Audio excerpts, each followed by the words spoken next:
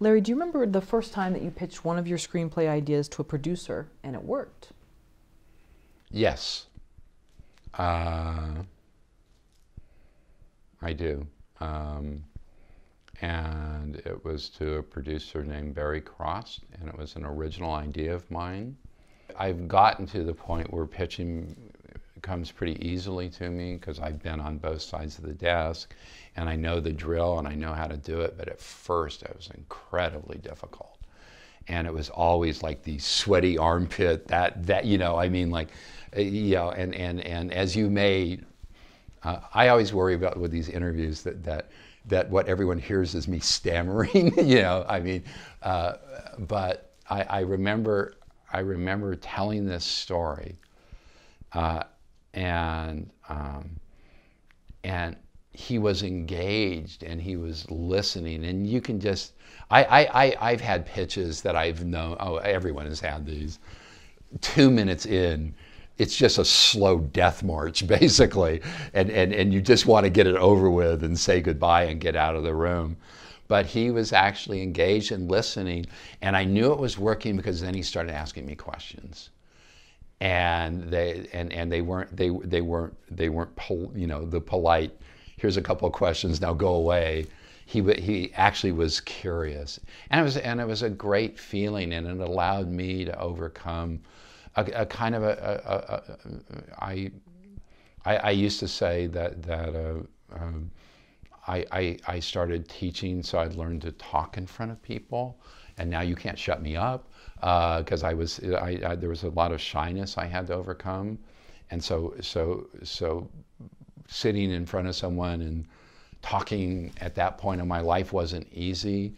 But I could feel the eye contact and I could feel him engaged in the story. And again, when he started asking me questions that told me he had really been listening, that was a great feeling. And that made pitching easier until the next time I went to pitch, and it all went horribly.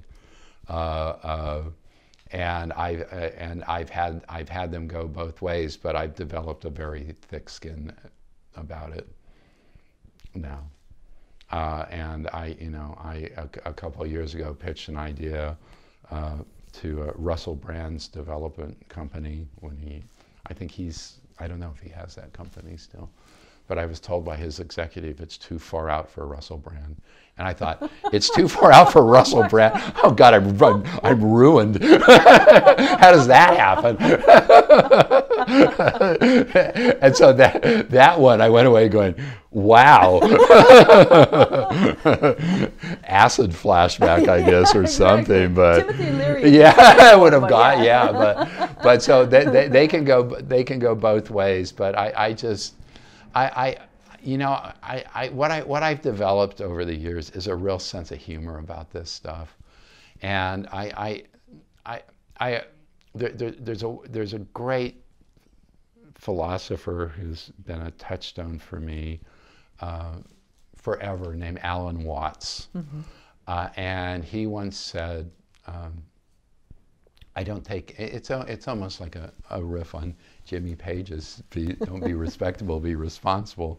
But he said, don't be serious, be sincere. And I think that's so true. And I never go into these meetings trying to con someone or not or tell them something I don't believe in.